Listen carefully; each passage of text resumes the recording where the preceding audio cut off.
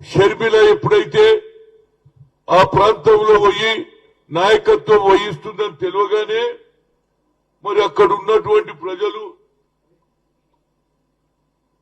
ముఖ్యంగా రాజశేఖర రెడ్డి గారి అభిమానం మీద షర్మిలకు కూడా కూతురుగా వాళ్ళు రాజకీయాలలో ఆమెకు కూడా సరి అయిన స్థానం కల్పించాలని ఆలోచన చేసే సమయంలో ఆమె మీద పోస్టర్లు వేస్తున్నట.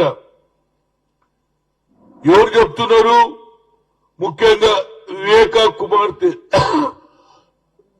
ఆమెను కూడా బెదిరిస్తున్నారు. అది ఇది ఎక్కడ ప్రజాస్వామ్యం రా బాబు. నేనైతే గత 50 ఏళ్ల జీవితంలో ఇలాంటి భాష చూడలేదు. ఆఖరుకు పోస్టర్స్ ఏమని ఇస్తుందంటే షర్మిల రాజశేఖర్ రెడ్డి కూతురే కాదట. ఏమన్యాయం రా బాబు ఇది. అసలు నిజంగానే కూతురు కాకపోతే నువ్వు జైల్లో ఉన్నప్పుడు షర్మిల ఊరూరు తిరిగి మా అన్నను జైలు నుంచి విడిపియాలని కోరిందా లేదా? ఏ భాష ఇది నాకు అర్థం కాదు. ఏ పోస్టర్లు ఇవి? నువ్వు అన్నగా నీ డ్యూటీ ఏది? నా చెల్లెల మీద ఎవరైనా ఆరోపణలు చేసేయాలని తప్పితే నీ పార్టీ వాళ్ళే నీ చెల్లెల మీద ఆరోపణలు చేస్తుంటే మరి ఆమె తప్పేమడుగుతుంది? స్పెషల్ స్టేటస్ అడుగుతున్నది. నరేంద్ర మోడీ వాదాలు చేశాడు ఆ రోజు. ఏది తెలంగాణ ఆంధ్రప్రదేశ్ బైఫర్కేషన్ లో ప్రామిస్ చేశాడు. అదే మాట అడుగుతుంది ఆమె. ఆమె కూడా రాజకీయాలలో రావాలని ఉన్నది. మొదటి నుంచి నీకు సపోర్ట్ చేస్తూ తిరిగింది. ఆమెకు నువ్వు పార్లమెంట్ టికెట్ ఇవ్వవు, అసెంబ్లీ ఇవ్వవు, తల్లిని దూరం పెడతావు. ఇదెక్కడ న్యాయం రా బాబు. ఎందుకంటే నేను మాట్లాడే హక్కు నా ఒక్కరికే ఉన్నది. రాజశేఖర్ రెడ్డి గారిని పిసిసి ప్రెసిడెంట్ ఆ రోజులలో 30 మంది ఎంపీలు చెయ్యొద్దన్నారు. వేరియస్ రీజన్లు. నేను I don't want to leak out what are the reason. అక్కడ ఫ్రాక్షనిజం ఉన్నది, చెయ్యొద్దన్నారు.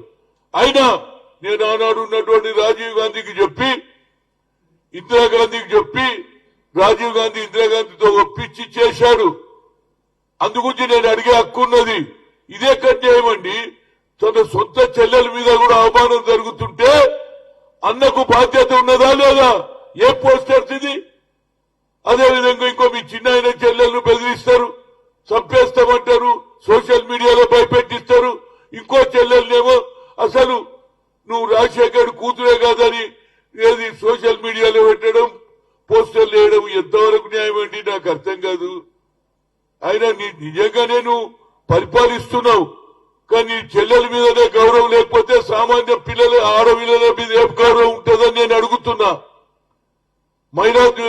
మహిళా సాధనికత అంటూ నీ సొంత చెల్లెల్ని నువ్వు అవమానం చేస్తే ప్రజలు ఏ విధంగా ఊరుకుంటారో అని అడుగుతున్నా. ఇప్పటికన్నా మార్చుకో. ప్రజలు ఓట్లు వేసేవాళ్ళు వాళ్ళు చూశారు కదా. ఇక్కడ ఏమైంది? 3వ సారి కూడా నేనే అన్నాడు కేసీఆర్. ఇవాళ ప్రజలు తీర్పిచ్చిందా లేదా? మా కల్చర్ వేరురా బాబు. మా దగ్గర ఇది ఉన్నది. మొన్న నేను రేవంత్ రెడ్డి గారిని కూడా చూసిన.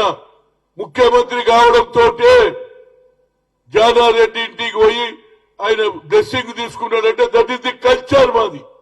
పెద్దవాళ్ళని గౌరవించే కల్చర్ మాది. ఇదెక్కడ కల్చర్ రా బాబు? సొంత చెల్లెళ్ళు రెస్పెక్ట్ ఇవ్వవు. అన్న మీ చిన్న ఆయన బిడ్డకు రెస్పెక్ట్ ఇవ్వవు. పోస్టర్లు ఎంత ఆఖరికి ఇంతకంటే అవమానం ఉందా? అసలు రాజశేఖర్ కూతురే కాదని పోస్టర్లు వేస్తుంటే తండ్రిగా నీ అన్నగా మీ తండ్రి మీదనే ఇలాంటి మీ చెల్లెల మీద ఆరోపణలు సోషల్ మీడియాలో వచ్చినా పోస్టర్లు వచ్చినా ఇమీడియట్ గా వాళ్ళ మీద యాక్షన్ తీసుకోవాలి తప్పితే ఏందే నాకు అర్థం కాదు. అసలు ఇది రాజకీయాలేనా? నేనైతే ఎప్పుడు చూడలేను ఇలాంటి ఆలోచన. అరే నువ్వు పవర్లో వస్తే నీ పవర్లో రావడానికి ఆ అమ్మాయికు ఏది సపోర్ట్ కూడా ఉండే నీకు. నువ్వు జైలు ఉన్నంత రోజు ఊరూరు తిరిగిందా లేదా? ఆనాడు నీకు చెల్లెలైతుంది. ఇవాళ ఆమె కూడా ప్రజాస్వామ్యం ఇది రావాలని ఉన్నది. దానికి ఏదైనా వేరే తీరుగా నువ్వు ప్రజలకు ఏం చేసి చెప్పు తప్పితే ఆఖరుకు పోస్టర్లు వేయడం, ఆయన రాజశేఖర్ రెడ్డి కూతురే కాదని పెట్టడం అనేది చాలా బాధ ఉంది. నిజం చెప్తున్నా. This is not a culture of political. ఏది ఇంత దిగజారుడు అరే బాబు మళ్ళీ ఆయన పెద్ద నేను అన్ని చేసిన అరే నువ్వు చేయి ప్రజల విశ్వాసం తీసుకో మీ చెల్లెలు కూడా మాట్లాడారు ఎందుకంటే మీ చెల్లెలు ఎందుకు వచ్చింది నువ్వు అన్యాయం చేసినావు కాబట్టి ఆమె కూడా ఇవాళ కాంగ్రెస్ లో వచ్చి కాంగ్రెస్ పార్టీకి న్యాయం చేస్తా ఉన్నది ఆనాడు రాజశేఖర రెడ్డి గారిని చేసింది కాంగ్రెస్ పార్టీ తీసింది ఆ తర్వాత ఆయన ముఖ్యమంత్రి అయ్యిండు ఇవాళ కాంగ్రెస్ లేకుంటే నువ్వు ఏడుంటుంటివా మీ నాయన బలంతోటే కదా ఆమె కూడా చెల్లెలుగా నాయన బలంతో ఆమె కూడా తిరుగుతూ ఉంటుంది కనుక ఇప్పటికన్నా ఈ చెడు సాంప్రదాయాన్ని వదిలేయండి మంచి కల్చర్ ను సృష్టించండి ఎందుకంటే ఇవాళ పవర్ లో ఉన్నామని ఎగరొద్దు ప్రజలు పవర్ ఎవరికి ఇవ్వాలనేది వాళ్ళ నిర్దిష్టం రేపు వచ్చేది ఎన్నికలు ప్రజలు ఎవరికి ఓటు వేయాలని వాళ్ళు కేసీఆర్ ప్రజాస్వామ్యంలో ఉన్నది అంబేద్కర్ రాసిండు సామాన్య పేదవానికి రిక్షావానికి ఒకే ఓటు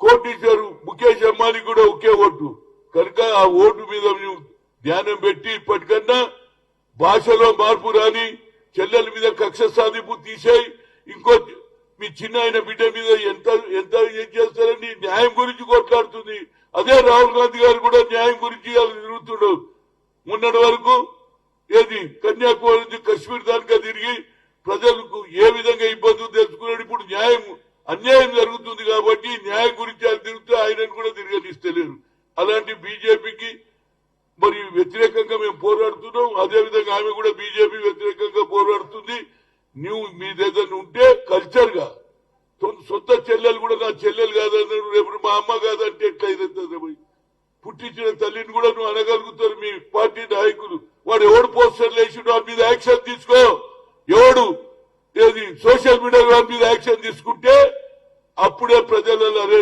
చెల్లెల మీద అవమానం జరిగింది కాదు నువ్వు అది కూడా చేయవనుకో చరిత్రలో మిగిలిపోతావు నువ్వేమన్నా చెప్పు నాకంటే చిన్నవాడిని నా దోస్తు కొడుకు నేను నీ అలవాట్లో మార్పు రాని ఎక్కించడం చాలా మంది ఉంటారా బాబు రాజకీయాలలో వచ్చినప్పుడు దిగిపోయినాడు ఎవడు ఉన్నాడో వెనక చూస్తే ఎవడు కనిపించాడు ఉన్నప్పుడు మాత్రం వెనక చూస్తే జనం ఉంటారు దిగంగానే పక్కకున్నాడు వెళ్ళిపోతాడు కనుక దాని మీద ఆలోచన చేయమని జగన్మోహన్ రెడ్డిని కోరుతున్నా సీనన్న ఏం చెప్తావు నువ్వు అడిగితే నేను చెప్తాను నిజం ఇది చాలా బాధ ఉంది boss this is very very bad to be frank ఆడు పోస్టర్లు వేసిండంట అసలు ఈమె రాజశేఖర్ కూతురే కాదంటే ఇంతకంటే అవమానం ఏమైనా ఉన్నదే ఈ దిగజారుడు పాలిటిక్స్ అయినాయి అందుకు నేను రేవంత్ ఎందుకు తారీఫ్ చేసినట్టే ఆయన ముఖ్యమంత్రి అయినాక జానారెడ్డి గారు ఒక పెద్ద మనిషిగా మొదటి నుంచి ఆయన ఏది వాళ్ళ కుటుంబ సభ్యుడిగా పోయి ఆయనకు బ్లెస్సింగ్ తీసుకున్నాడా లేదా